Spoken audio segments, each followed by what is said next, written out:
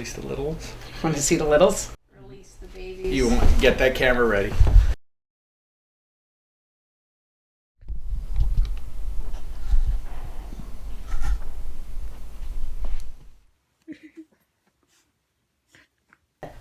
We're Terry and Dave Patton. We watched a friend's dog for 8 months, and so many people said to us, how can you give him back? And we said, well, it's not ours. So we decided that we would be able to open up our home and give it a try. So February 22nd of last year, we got our first rescue. First foster Ava, when they brought her to us, she had mange, so basically she had no hair. She had a skin infection, so she's leaking fluid from her pores or something. And she had rickets, so she was bow-legged. And they handed us this dog, and we thought, this is a trick. This is just a test to see how we're doing. No, it just happened to be our turn. And it was tough to let her go because she had bloomed into the most beautiful dog. Once she was on medicine and vitamin and got some sunshine, the rickets went away, her skin grew back, and she put on 13 pounds in 5 weeks. So she was gorgeous. And she wound up getting adopted, and that family wound up fostering other dogs as well. Fur Babies is a foster-based rescue. There's no shelter, there's no main office. It's run by some volunteers, 2 volunteers, Kristen and Kim, and all the dogs stay in foster homes. They coordinate when the dogs are rescued and brought up here, usually from the south. They're each, or not each, a litter or a group. They're raised in individual homes with other dogs. So they're better socialized, we're able to give them more attention, and they get better medical care. Now they're old enough. These little guys they're about 12 weeks old. We started working on training with them. So once they eat, they have to go out right away, do what they got to do. While they're doing that, I'm cleaning up the pen. It's got to all be cleaned out. And then they have free rein, we call puppy time, where they get to exercise their legs, run around the house, Play with the other dogs. And all while trying to get ready for work, packing lunches, getting ourselves out, monitoring 7 dogs in the morning. It's a little And crazy. one teenager. And 1 teenager. Yes, it's a lot of fun, but it's the best fun. Jeff we had lost our beagle. Actually, we had had 2 beagles, and Terry is a huge beagle fan.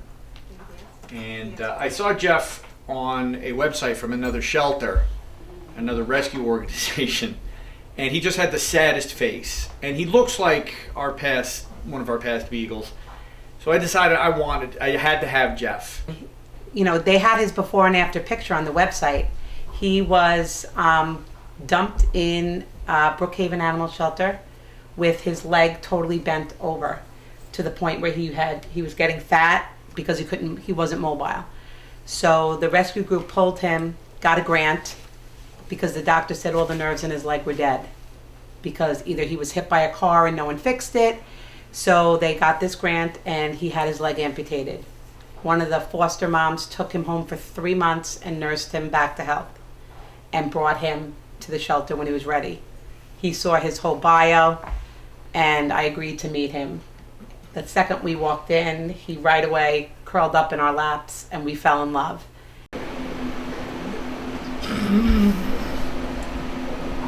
Sadie was so mad at us for doing that to her. So funny. But, this is Layla. This is the one that always recognizes me and remembers.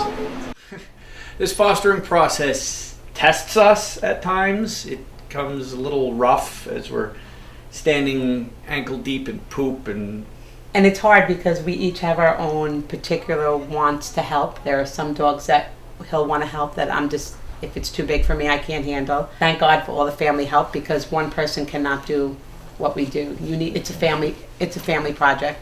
Shannon painted that for me. Because Shannon is Shannon.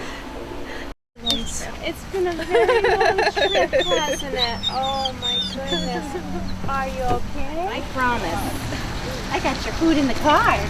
I got your food in the car. I'm Mommy now. It's nice to meet you.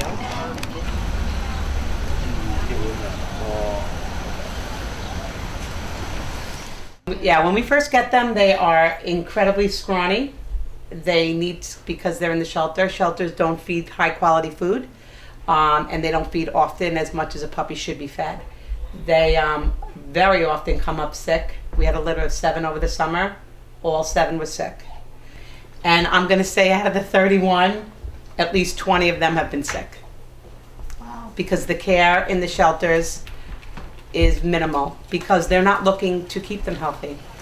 If they're not rescued in a week or so, they'll get put to sleep. Right. We're definitely, it helps. We're on Facebook and we see dog after dog that needs a foster, this one needs adopted, this needs a new home. We do as much as we can, and we enjoy it. It's fun. We spent the last year teaching dogs, house training dogs, dealing with dog poop, and it never gets better. Our reward for doing this is getting more dogs to train. So we must like it or we wouldn't do it. And when you match up a dog with a family and they're sending you pictures, how happy those dogs are, and the thought of a beautiful puppy being put to sleep because of the way that shelters down south are run is heartbreaking. And when people adopt the puppies and they say, you mean this puppy that I'm taking home would have been put to sleep? And our response is yes. We're just the in-between step. We're part of their freedom ride to finding their forever home.